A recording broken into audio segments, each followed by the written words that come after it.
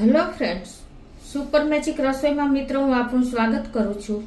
આજે હું સાતમના સ્પેશિયલ અને એની ટાઈમ તમે ખાઈ શકો ને એવા બાજરીના વડાની રેસીપી તમારી સાથે શેર કરું છું। તો તમને ચોક્કસ આ વિડીયો ગમશે, ગમે તો લાઈક કરજો, શેર કરજો અને સબસ્ક્રાઈબ કરવાનું તો ભૂલતા જ નહીં। તો હવે વડાના ઇન્ગ્રેડિયન્ટમાં આપણે બાજરાના વડા છે તો બાજરાનો લોટ લેશું, પછી રવળ છે, ઘઉંનો લોટ છે, દહીં છે, મીઠું છે, રૂટીન મસાલા છે, કસૂરી મેથી છે, અજમો છે, ધાણાભાજી છે, વરિયાળી છે, તલ છે, આદુ મરચાં છે, ગોળ છે અને તેલ છે મિત્રો। તો બનાવવાનું ચાલુ કરીએ। તો આ વડા બનાવવા માટે પહેલા આપણે લોટમાં મસાલા સીધા નથી મિક્સ કરવાના, ખાસ નોટ કરજો મિત્રો। અમે નાની નાની ટીપ તમે ફોલો કરશો ને તો તમારે ક્યારેય પ્રોબ્લેમ નહીં આવે। તો અત્યારે મેં અડધો કપ મોરું દહીં લીધું છે। મોરું એટલે ખાટું મીઠું છે એવું, બહુ મોરું નહીં બહુ ખાટું નહીં એવું। હવે આ અડધા કપમાં આપણે 2 ટેબલ સ્પૂન જેવો ગોળ લેવાનો છે। ગોળને પણ તમારે એકદમ જો કઠણ હોય ને તો મેલ્ટ કર એમ કે ખમણી લેવાનો છે। અત્યારે આ સોફ્ટ છે તો આ રીતે જ હું એડ કરી દઉં છું। આ 2 ટેબલ સ્પૂન જેવો છે અને એને આપણે એકદમ સરસ આમાં મેશ કરી દેવાનો છે, મિક્સ કરી દેવાનો છે। એટલે શું થશે કે આપણું બેટર એકદમ સરસ તૈયાર થશે। કે જો આપણે ગોળ મિક્સ થઈ ગયો છે, દહીં આપણે વડામાં નાખવાથી આપણા વડા એકદમ સોફ્ટ બને છે। આમે આ વડા છે ને ખાટા, મીઠા અને તીખા હશે ને તો જ એનો ટેસ્ટ આવશે। હવે આપણે મસાલો લીલો બનાવી લેશું। તો એના માટે મેં 2 તીખા મરચાં લીધા છે અને 3 થી 4 કળી લસણ લીધું છે અને 1 ઇંચ આદુનો ટુકડો લીધો છે। તો એને આપણે આ રીતે મિક્સર જારમાં જ નાખી દેશું। આદુનો ટેસ્ટ આમાં બહુ સરસ લાગે છે એટલે આદુ થોડુંક તમારે પ્લસ રાખવાનું છે અને આ રીતે આપણે એની એક ફાઇન પેસ્ટ તૈયાર કરી લેશું। આ રીતે જો આપણે ફાઇન પેસ્ટ તૈયાર કરી લીધી છે અને આ બાજુ આપણે ગેસ ઓન કરી અને આપણે એમાં મસાલો રોસ્ટ કરી લેશું। જો તમારે વડા લાંબો ટાઈમ સુધી રાખવા હોય ને તો આ પ્રોસીજર કરવી જરૂરી છે અને તમારે 1 થી 2 દિવસમાં જ પૂરા કરવા હોય ને તો તમે ડાયરેક્ટ દહીંમાં જ બધું એડ કરી શકો છો। તો અત્યારે હું 2 ટેબલ સ્પૂન જેવું તેલ લઉં છું અને આ તેલ ગરમ થાય એટલે આપણે એમાં મસાલા કરી લેશું। ગેસની ફ્લેમ અત્યારે આપણે સ્લો જ રાખી છે અને એમાં આપણે 1/4 ટીસ્પૂન જેવું જીરું, 1/4 ટીસ્પૂન જેવી હળદર, 1/4 ટીસ્પૂન લાલ મરચું આમાં આપણે આદુ મરચાં વધારે વાપરવાના છે એટલે બહુ ન વાપરો તો પણ ચાલે। અડધી ચમચી જેવી હિંગ અને આપણે અજમો પણ અડધી ચમચી જેવો લઈ લેશું અને આપણે 2 ચમચી જેવા તલ નાખી દેશું। તલને જો આ રીતે તમે તેલમાં સાંતળીને નાખશો ને તો તમારા વડામાંથી તલ નહીં નીકળે।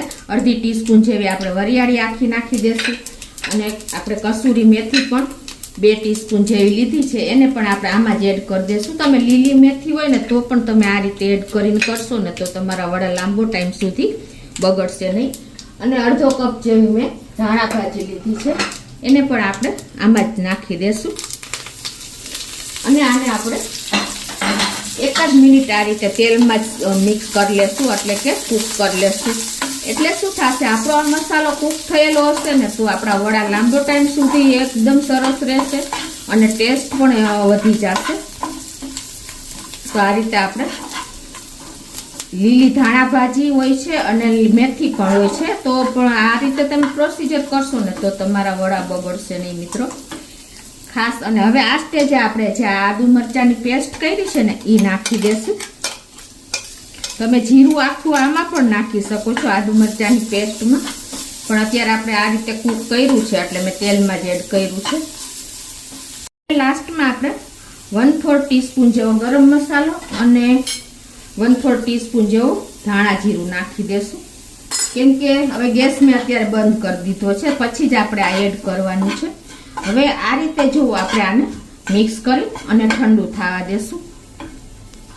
આ બાજુ આપણે જો આ દહીં છે ને એમાં આપણે 1/4 ટીસ્પૂનથી ઉપર થોડુંક એવું આપણે મીઠું નાખશું, પછી જોઈ તો એડ કરવાનું। અત્યારે આપણે અને આને એકદમ મિક્સ કરી દેવાનું છે મિત્રો। આ રીતે તમે મિક્સ કરશો ને તો આપણા વડામાં બધો મસાલો પરફેક્ટ મેશ થશે અને એકદમ સરસ, ક્યાંય થોડું ઓછું જાજુ નહીં લાગે।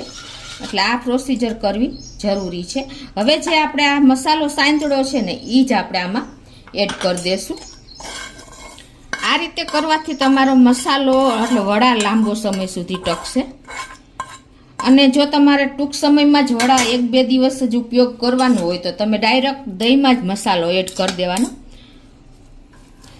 આવી નાની નાની ટિપ્સ તમે ખાસ ધ્યાન રાખજો. અને હવે આમાં આપણે લોટ એડ કરી દઈશું. હવે આ રીતે મસાલો, દહીં અને ગોળ પરફેક્ટ મેચ થઈ ગયું છે. તો હવે આમાં આપણે અડધો કપ દહીં લીધું છે ને એની સામે આપણે 1.5 કપ આપણે બાજરાનો લોટ લેશું. મારે આ તૈયાર લોટ છે એટલે હું સહેજ ચારી લઉં છું.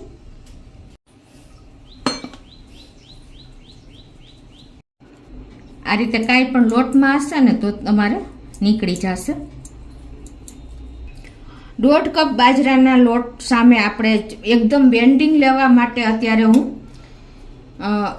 1/4 કપ ઘઉંનો લોટ નાખું છું. એટલે આપણા વડામાં એકદમ સરસ છે. ઘઉંના બાજરાના લોટમાં છે ને ચીકાશ નથી હોતી, એટલે આપણે આ ઘઉંનો લોટ વાપરવો જરૂરી છે. અને એકદમ ક્રન્ચી બનાવવા માટે આપણે 1/4 કપ રવો લેશું. ઝીણો રવો લીધો છે મેં અત્યારે. ગ્લુટન બાજરાના લોટમાં બિલકુલ નથી હોતું, એટલે આપણે આ 2 લોટ એડ કર્યા છે ક્રન્ચી કરવા માટે પ્લસ આપણે બેન્ડિંગ લેવા માટે. હવે આને આપણે મિક્સ કરી લેશું. હાથેથી જ મિક્સ કરી લેશું. આ રીતે આવી રીતે તમે મસાલો કરશો, દહીં મિક્સ કરશો તો બધું પરફેક્ટ મેચ થઈ જશે લોટમાં જ. હવે મિત્રો આપણે આમાં દહીં, આપણા વડા સોફ્ટ થાય, ચવડ ન બને ને એટલે દહીંનો ઉપયોગ કર્યો છે, બરાબર. અને આપણે 2 ટેબલ સ્પૂન તેલમાં જ મસાલો સાંતળો છે. બિલકુલ વધારે તેલ નહીં નાખતા, નહીતર તમારા વડા તેલમાં ઘણી વખત છૂટા થઈ જાય છે. એટલે બધું પરફેક્ટ મેજરમેન્ટ સાથે જ હું આ વિડીયામાં તમારી સાથે બાજરીના વડા શેર કરું છું. હવે આમાં આપણે દહીં છે એટલે બહુ પાણીની પણ જરૂર નહીં પડે. તો જરૂર પડે ને તો જ આપણે પાણી એડ કરવાનું છે. અને લોટ આપણે સેમી સોફ્ટ બાંધવાનો છે, નહીં બહુ ઢીલો નહીં બહુ કઠણ. જો ઢીલો લોટ બાંધશો તો તેલ પી જશે, અને કઠણ લોટ બાંધશો ને તો તમારા વડા અંદરથી એકદમ સરસ કૂક નહીં થાય. એટલે બહુ ઢીલો પણ નથી બાંધવાનો.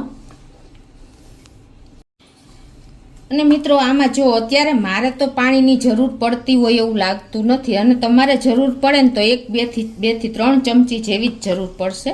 તમારા લોટ ઉપર પ્લસ તમારા દહીં ઉપર પણ ડિપેન્ડ હોય છે. તો આ રીતે જો આપણે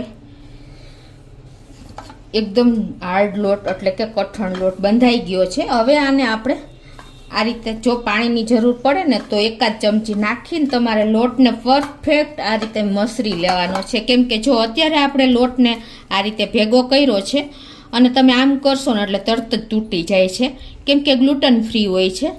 એટલે એને મસરવો જ પડશે. કેમ કે આપણે બાજરાના રોટલા કરીએ છીએ તો કેટલો લોટ મસરીએ છીએ, એ રીતે તમારે સરસ આ રીતે 2 થી 3 મિનિટ મસળી લેવાનો છે. જોઈ તો 1 ચમચી પાણી નાખવાનું અને મસરીને તૈયાર કરી લેવાનો છે. તો આ રીતે જો આપણે જેમ બાજરાનો લોટ મસરો હોય ને એવી રીતે રોટલાનો એ રીતે જ મેં આ રીતે મસરી અને તૈયાર કરી લીધો છે. જો અત્યારે તમને લોટમાં બહુ ફેર લાગશે. એકદમ આપણો લોટ તૈયાર થઈ ગયો છે. હવે આને આપણે ઢાંકીને અને 5 મિનિટ રેસ્ટ આપશું. તો આપણે રેસ્ટ આપ્યો અને 5 મિનિટ થઈ ગઈ છે. વધારે રેસ્ટ નથી આપવાનું, કેમ કે આપણે દહીં વાપર્યું છે તો લોટ ઢીલો થતો જશે. એટલે 5 મિનિટ પરફેક્ટ છે. હવે આમ જુઓ અત્યારે આપણે એમાં 1 ટીસ્પૂન જેવું તેલ લઈ અને એને આપણે આ રીતે તેલવાળો હાથ મારીને સરખો લોટ કરી લઈએ. અને હવે આમાંથી આપણે શું કરીએ છીએ કે બાજરીના વડા હંમેશા આપણે થેપીને આ રીતે નાનું લૂ લઈ અને આવી રીતે થેપીને કરતા હોઈએ છીએ. પણ જો તમારે ઝાઝા વડા હોય તો તમને આજે હું એક અલગ જ રીત બતાવું છું. તો એના માટે શું કરવાનું છે, તમારે એક મોટો લુવો લેવાનો છે આ રીતે, અને એને તમારે વણી લેવાનો છે આ રીતે એકદમ સરસ કરી. અને પાટલી ઉપર જ આપણે આ વધારાનો લોટ આપણે ઢાંકી દેશું. આ રીતે આપણે લુવો લેશું અને એને આપણે અટામણમાં થોડોક એવો આવી રીતે લગાવી લેશું, એટલે આપણને વણવામાં ફાવે. અને હવે જો એને આપણે લુવો વણશું ને તો ફાટી જશે. તો એની પહેલાં આપણે આ રીતે અંગૂઠો અને આંગળીથી આપણે આ રીતે એને લુવાને સરખો કરી લેવાનો છે. અને હવે આપણે આને મીડિયમ થીક એવો વણી લેશું, કેમ કે વડા થોડાક થીક જ હોય છે. જો આપણો લોટ એકદમ સરસ થયો છે ને એટલે કોઈ જાતનો પ્રોબ્લેમ નહીં આવે વણવામાં પણ, અને એજીસ પણ નથી ફાટતી. તમે જોઈ શકો છો બહુ જનરલી આટલી તો હોય જ છે, બાજરાનો લોટ છે એટલે.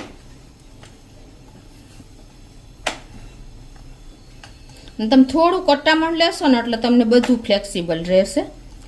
જો આટલો આપણે વડા થોડાક જાડા જ હોય છે એટલે આ રીતે તમારે થિકનેસ રાખવાની છે. જુઓ છે ને મિત્રો આ રીતે. હવે તમારે શું કરવાનું છે કે આપણે નાના નાના વડા બનાવવા માટે કોઈ પણ તમારી પાસે જે બીબું હોય કે નાનું ઢાંકણ હોય ને એ લઈ લેવાનું છે. અત્યારે હું આવી રીતે ઢાંકણથી આ રીતે નાના નાના વડા તૈયાર કરી લઉં છું. આ રીતે તમારે ડાયરેક્ટ કરી જ લેવાના છે.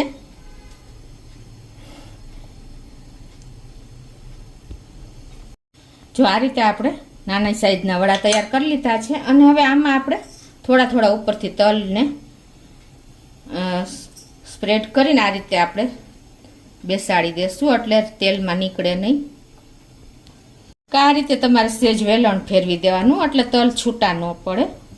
અને હવે આપણા જે વધારાનો લોટ છે ને એને આ રીતે આપણે લઈ લેશું.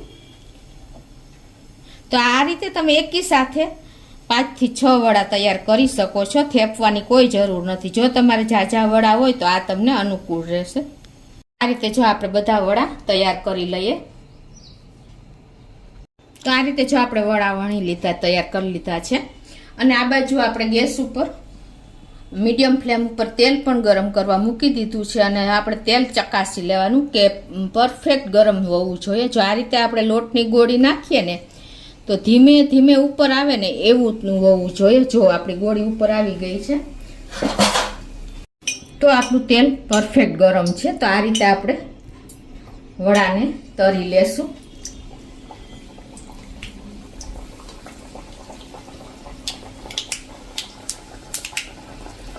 જો તમારું તેલ વધારે ગરમ હશે ને તો તમારા વડા અંદરથી કૂક નહીં થાય, અને ઓછું ગરમ હશે તો તેલ પી જશે. એટલે તેલ પણ પ્રોપર ગરમ હોવું જોઈએ, ખાસ નોટ કરજો મિત્રો.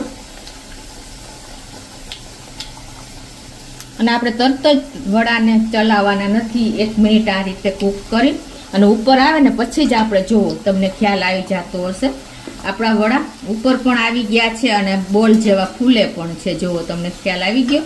જુઓ આ વડું ઉપર આવી ગયું છે. જુઓ એકદમ ફૂલીને બોલ જેવું થયું છે. તો આ રીતે આપણે સ્લો ટુ મીડિયમ ફ્લેમ ઉપર જ વડાને તૈયાર કરવાના છે. આપણા બધા વડા ફૂલે છે, તમને ખ્યાલ આવી જતો હશે. જુઓ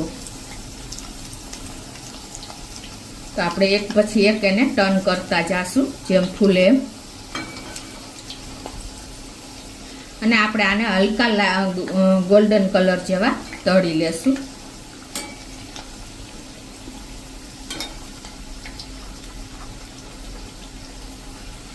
તો મિત્રો જો આપણા વડા પણ ફૂલી ગયા છે, તમને ખ્યાલ આવી જતો હશે.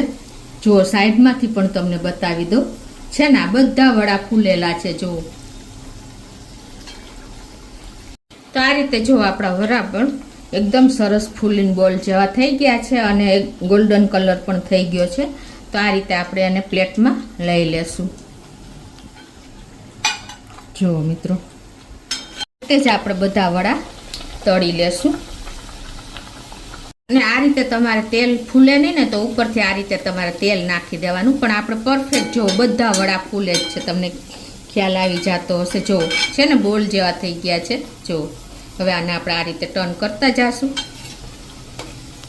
તો મિત્રો આપણે બધા વડા જુઓ તળી લીધા છે અને એકદમ ફૂલીને બોલ જેવા થયા છે. તમને ખોલીને પણ બતાવી દઉં. જુઓ મિત્રો આપણા વડા જુઓ છે ને પોકેટ બન્યા છે એકદમ સરસ.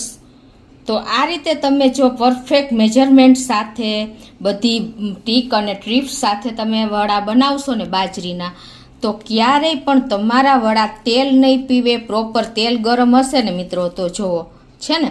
તો મિત્રો આ વિડીયોની રીતથી તમે ચોક્કસ એક વખત ટ્રાય કરજો અને મને કોમેન્ટમાં જણાવજો કે આપણને વડા કેવા લાગ્યા મિત્રો. તો તમને ચોક્કસ આ વિડીયો ગમશે. ગમે તો લાઈક કરજો, શેર કરજો અને સબસ્ક્રાઈબ કરવાનું તો ભૂલતા જ નહીં.